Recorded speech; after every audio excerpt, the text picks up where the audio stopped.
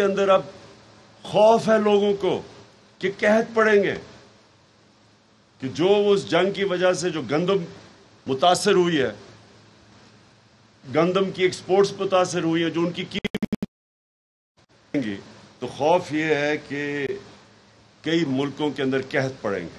پاکستان وہ ملک ہے جو ایک طرح بہت خوش قسمت ہے، ہمارے پاس اللہ نے ایسی زمین دی ہے، دریا دیے ہیں، ہمارے پاس موسم ہے مختلف، کراچی سے لے کے جب آپ اوپر گلگت تک جاتے ہیں یا چترال تک جاتے ہیں تو موسم بدلتے ہیں۔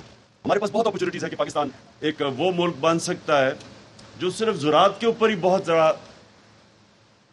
اپنی دولت میں اضافہ کر سکتا ہے، لیکن اس وقت تھوڑا سا ہم سب کو خطرہ ہے کہ جو آج حالات ہیں ہمارے کسانوں کے، اگر خاص توجہ کسان کے حالات کے اوپر نہ دی گئی تو آگے پاکستان کو فوڈ سیکیورٹی کی پرابلمز ہیں۔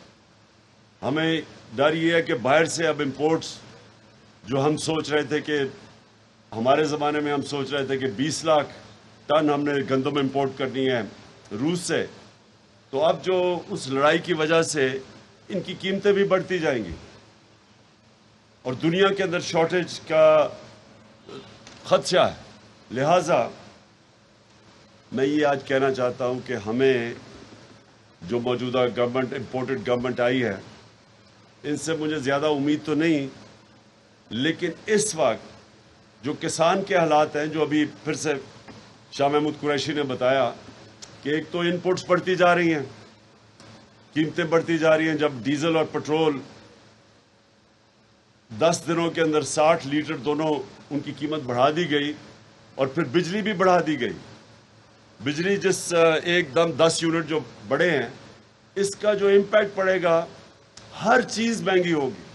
تو اگر ابھی آپ کی انپٹس مہنگی ہوتی جا رہی ہیں، ایک تو عالمی مہنگائی ہے، لیکن ایک اس جو آتے ساتھ ہی حکومت نے چیزیں مہنگی کی ہیں، اس کا بہت بڑا اثر پڑے گا کسان کے اوپر۔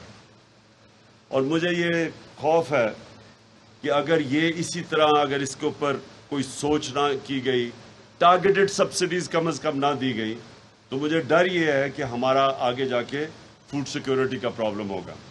اور یہ بھی ذہن میں رکھنا ہے کہ دنیا کے اندر یہ ایشو بنا ہوا ہے، جس طرح میں نے پہلے کہا، روس اور یوکرین کی جنگ کی وجہ سے انٹرنیشنل اب ایشو بنا ہوا ہے فوڈ سیکیورٹی کا۔ میں صرف اپنے دور پہ جو بتانا چاہتا ہوں وہ یہ کہ ہم جب آئے، ہماری پوری کوشش تھی کہ ہم نے اپنے کسان کی پوری مدد کرنی، اور میں شروع سے ہمارے منشور میں یہ تھا کہ جب تک پاکستان کی زراعت اس کے اوپر گورنمنٹ توجہ نہیں دے گی تو ملک آگے نہیں بڑھ سکتا۔ پھر سے میں کہتا ہوں کہ ابھی ہماری انڈسٹریلائزیشن، ابھی تو ہم نے پورا انڈسٹری پہ بھی زور لگایا، لیکن اس کو ٹائم لگے گا۔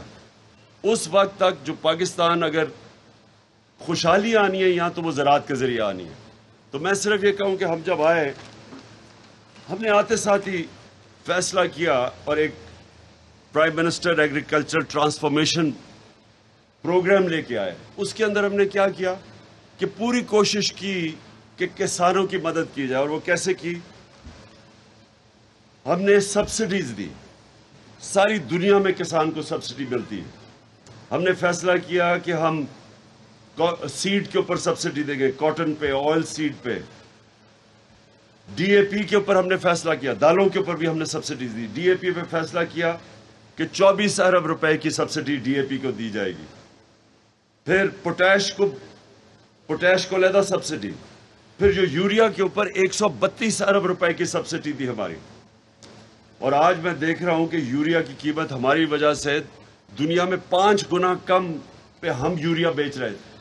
ہمارا تقریباً 1700 1800 کے بیچ میں تھا یوریا کی بوری، آج وہ پہنچ گئی ہے 2800 پہ، اور اس کا پورا اثر پڑے گا ساری ہماری پروڈکشن کے اوپر۔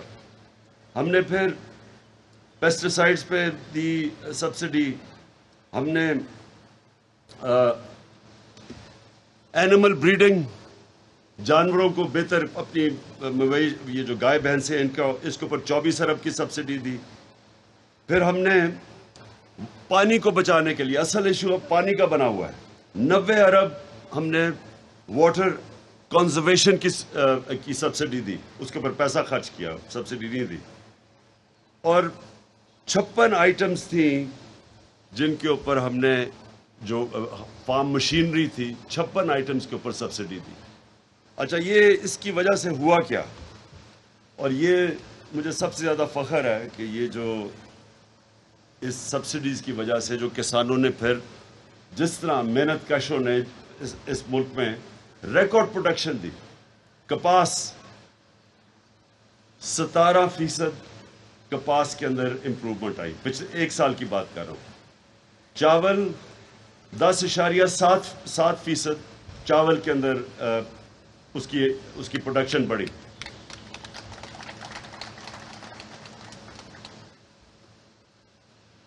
گنا 9.4% گنا بڑھا، اور چینی کی پروڈکشن 24% بڑھی. آئل سیڈز 24.7%، دالیں 29% دالوں کے اندر ہماری پروڈکشن بڑھی. آلو 35% بڑھے، مرچیں 8.6%، سوری 36%. ہماری جو سبزیاں تھیں 11.5%. ہم نے جس میں بڑا ہمیں امپروومنٹ ملی وہ تھی ہماری میز 19%. اب یہ جو پروڈکشن ہے، یہ جو پاکستان کی تاریخ میں ہماری ریکارڈ پروڈکشن ہوئی. گندم کی میں بات کر رہا ہوں، گندم کی ریکارڈ پروڈکشن ہوئی. اس پچھلے سال نہیں ہوئی، لیکن اس سے پچھلے سال، اس سال نہیں ہوئی، اس سے پچھلے سال ہماری گندم کی بھی ریکارڈ پروڈکشن تھی. اس سال ہماری کم ہوئی ہے، 10 لاکھ ہماری گندم کی ٹن کم ہوئی. تو میں جو اپنے کسانوں کو صرف یہ کہنا چاہتا ہوں کہ انشاءاللہ یہ جب بھی الیکشن ہوگا، اور میں یہ امید رکھتا ہوں پاکستان کے لیے کہ جلدی ہو، کیونکہ جو حکومت ہمارے اوپر مسلط کی گئی ہے، امپورٹڈ حکومت، ایک امریکنوں نے اپنی پالیسیز امپلیمنٹ کرنے کے لیے اس حکومت کو لے کے آئے ہیں. اس کو جو ہمارے اوپر مسلط کیا گیا ہے، جتنی دیر یہ حکومت رہے گی، ایک منٹ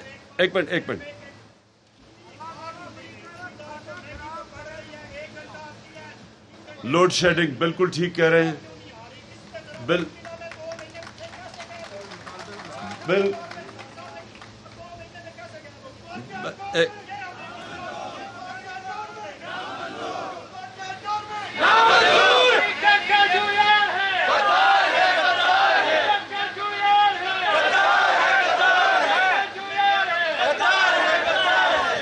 جی، لوڈ شیڈنگ، ایک منٹ. ایک تو بجلی کی قیمت اوپر چلی گئی ہے، دوسری اوپر سے لوڈ شیڈنگ ہے.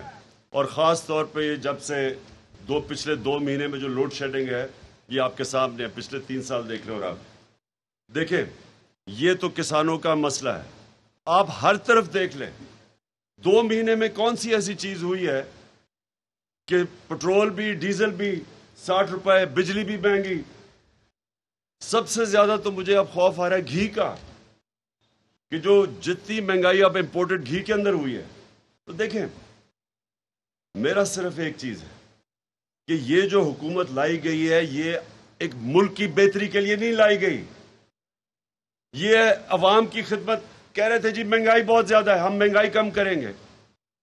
تو مہنگائی تو انہوں نے 2 مہینے میں وہ مہنگائی کی ہے جو 3.5 سال میں نہیں ہوئی.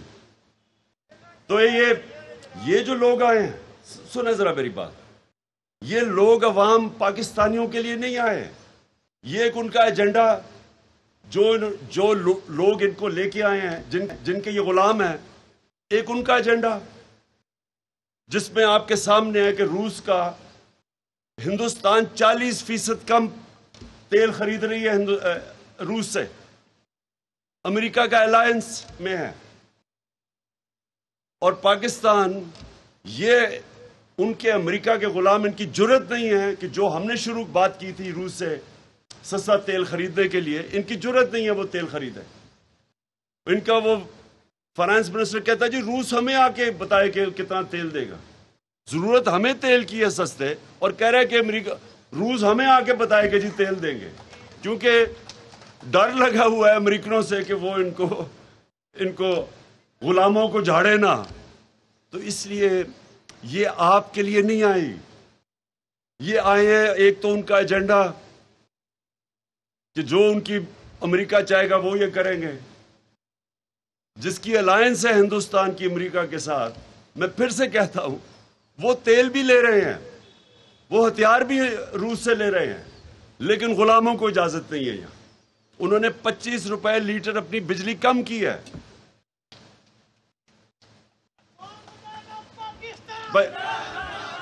ایک منٹ سنو. 25 روپے لیٹر پٹرول اور ڈیزل ہندوستان نے کم کیا ہے.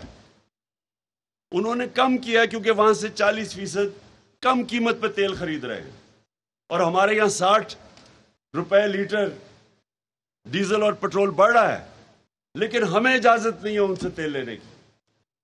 یہ صرف ایک مقصد کے لیے آئے تھے، اور وہ مقصد پورا ہو رہا ہے کہ انہوں نے مل کے ساروں نے قانون نکالا ہے کہ اب سارے ان کے کرپشن کے کیس معاف ہوں گے.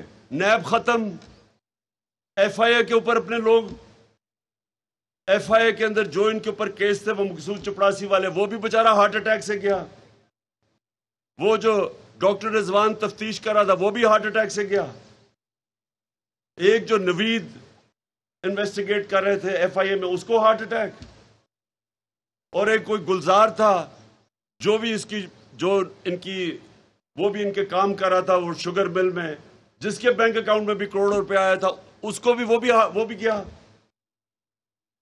اب ایف آئی اے ختم، ساری ان کی کیسز ختم.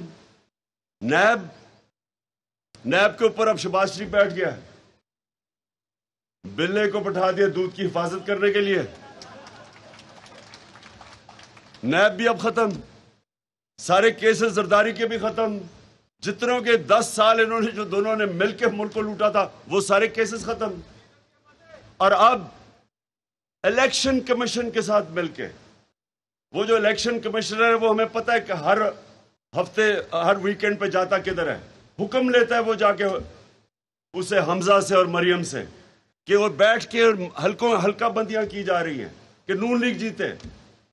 یہ پوری پلاننگ ان کی ہو رہی ہے کیونکہ یہ صاف اور شفاف الیکشن یہ کبھی جیتے ہی نہیں ہے.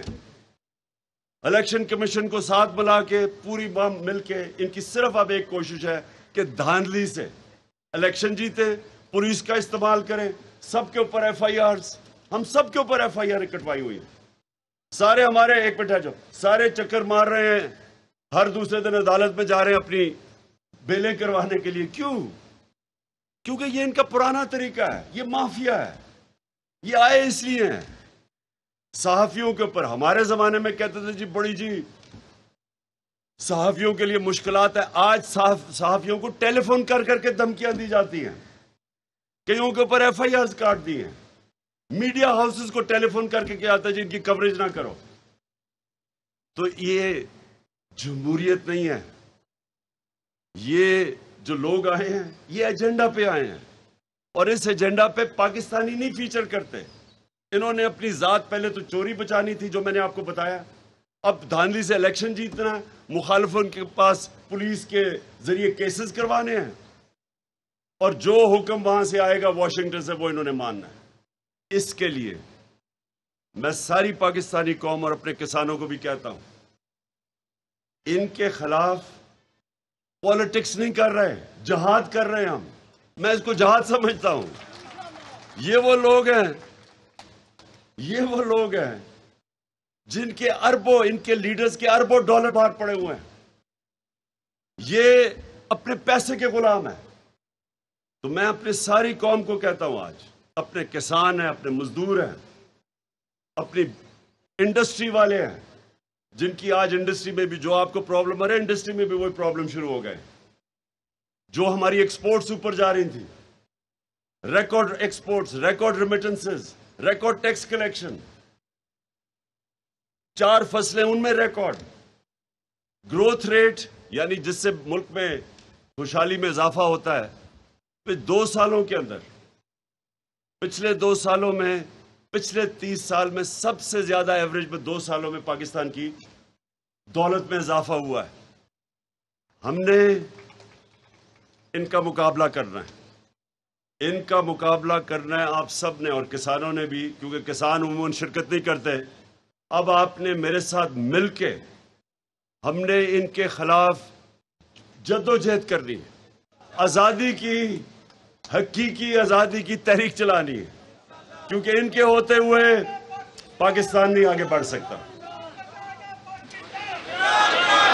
بہت شکریہ، اور انشاءاللہ میں آپ کو جب کال دوں گا آپ نے سب نے نکلنا ہے۔